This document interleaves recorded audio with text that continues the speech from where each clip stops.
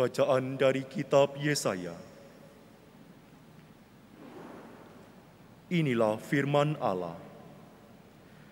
Apabila engkau tidak lagi mengenakan kuk kepada sesamamu, dan tidak lagi menunjuk-nunjuk orang dengan jari dan memfitnah, apabila engkau menyerahkan kepada orang lapar apa yang kau inginkan sendiri, dan memuaskan hati orang yang tertindas, maka terangmu akan terbit dalam gelap, dan kegelapanmu akan seperti rembang tengah hari. Tuhan akan menuntun engkau senantiasa dan akan memuaskan hatimu di tanah yang kering, dan akan membaharui kekuatanmu. Engkau akan seperti taman yang diairi dengan baik, dan seperti mata air yang tidak pernah mengecewakan. Engkau akan membangun reruntuhan yang sudah berabad-abad, dan akan memperbaiki dasar yang diletakkan oleh banyak keturunan. Engkau akan disebut yang memperbaiki tembok yang tembus, yang membetulkan jalan, supaya tempat itu dapat dihuni. Apabila engkau tidak menginjak-injak hukum Sabat, dan tidak melakukan urusanmu pada hari kudusku, apabila engkau menyebut hari Sabat sebagai hari kenikmatan, dan hari kudus Tuhan sebagai hari yang mulia, apabila engkau menghormatinya dengan tidak menjalankan secara segala urusanmu, dan dengan tidak mengurus urusanmu sendiri, atau berkata omong kosong, maka engkau akan bersenang-senang karena Tuhan. Aku akan membuat engkau melintasi puncak bukit-bukit di bumi dengan kendaraan kemenangan. Aku akan memberi makan engkau dari milik pusaka Yakub, bapa leluhurmu, sebab mulut Tuhanlah yang mengatakannya. Demikianlah sabda Tuhan. Syukur kepada Allah. Tunjukkanlah kepadaku jalan-Mu ya Tuhan, supaya aku hidup menurut kebenaran-Mu. Tunjukkanlah kepadaku jalan-Mu ya Tuhan, supaya aku hidup menurut kebenaran-Mu. Sendengkanlah telinga-Mu ya Tuhan, jawablah aku, sebab sengsara dan miskinlah aku. Peliharalah nyawaku, sebab aku orang yang Kau kasihi. Selamatkanlah hamba-Mu yang percaya kepadamu. Tunjukkanlah kepadaku jalan-Mu ya Tuhan, supaya aku hidup menurut kebenaran-Mu. Engkau adalah Allahku, kasihanilah aku ya Tuhan, sebab kepadamu-lah aku berseru sepanjang hari. Buatlah jiwa hamba-Mu bersuka cita, sebab kepadamu-lah ya Tuhan, ku angkat jiwaku. Tunjukkanlah kepadaku jalan-Mu ya Tuhan, supaya aku hidup menurut kebenaran-Mu. Sebab ya Tuhan, Engkau sungguh baik dan suka mengampuni. Kasih setia-Mu berlimpah bagi semua orang yang berseru kepadamu. Pasanglah telinga kepada doaku ya Tuhan, dan perhatikanlah suara permohonanku. Tunjukkanlah kepadaku jalan-Mu ya Tuhan, supaya aku hidup menurut kebenaran-Mu. Terpujilah Kristus Tuhan, Raja mulia dan kekal. Terpujilah Kristus Tuhan, Raja mulia dan kekal. Aku tidak berkenan akan kematian orang fasik, melainkan akan pertobatannya, supaya ia hidup.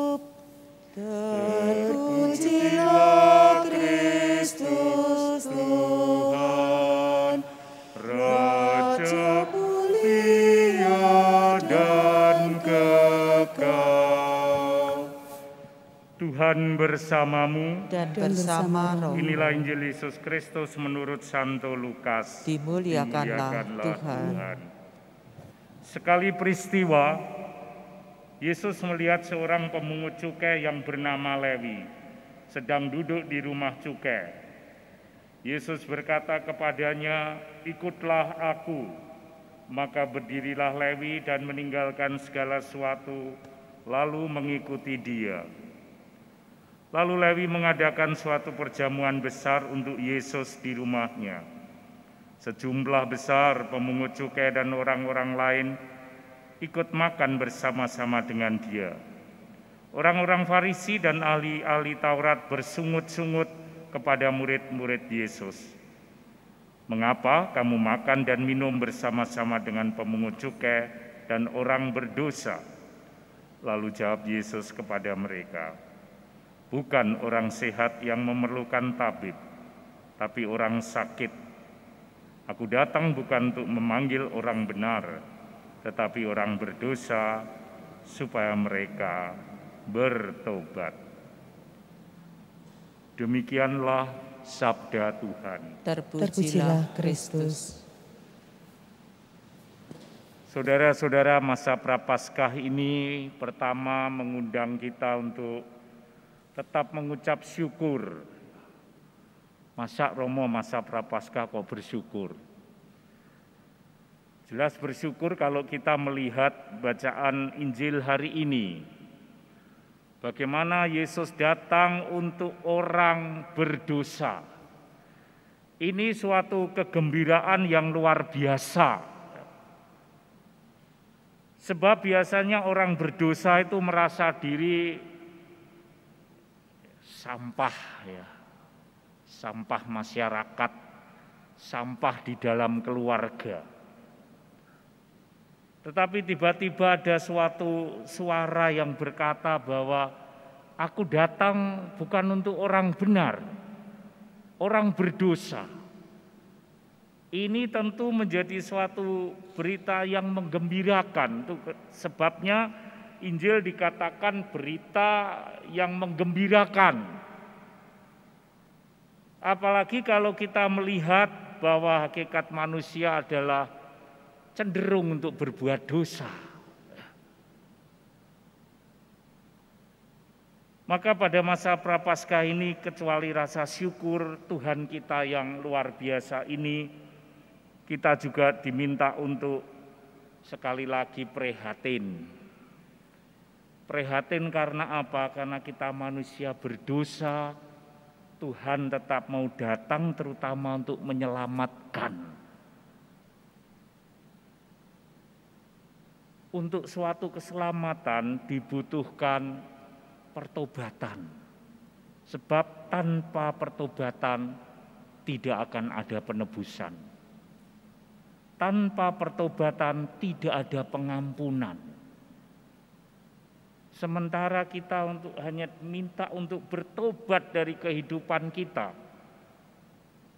Betapa kita keras hati seperti orang Israel. Kita diundang untuk terus-menerus. Sebab saudara-saudara, tidak ada yang bisa menjamin hidup seseorang. Tidak perlu menunggu 1 hari atau 1 bulan. Bahkan 1 jam beberapa menit saja, kita semua tidak tahu apa yang akan terjadi dalam hidup kita. Ketika itu semuanya selesai, pertobatan tidak ada artinya.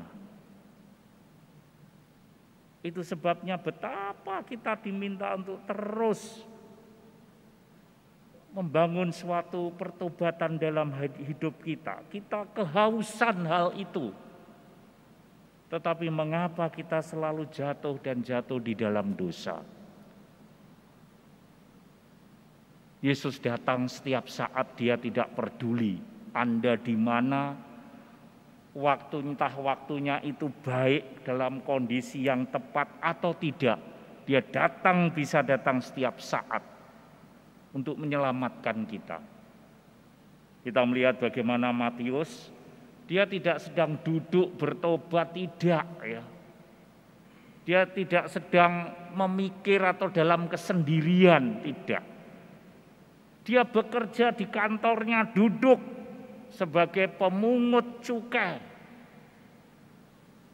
Tapi Yesus bisa datang setiap saat seperti dia datang mengambil hidup kita setiap saat. Dan kita lihat suatu pertobatan yang dahsyat dilakukan oleh seorang berdosa di mata masyarakat. Mari ikutlah aku. Hanya perkataan begitu. Matius, pemungut cukai ini, Lewi, meninggalkan kehidupan gelapnya menuju terang. Kita pun juga bisa seperti Lewi pemungut cukai. Asal kita selalu mohon rahmat pertobatan.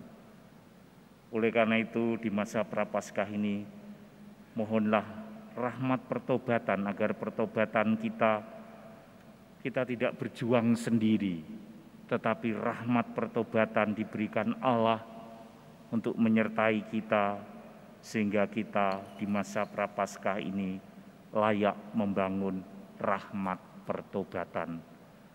Berkat Allah menyertai rahmat pertobatan kita masing-masing. Amin.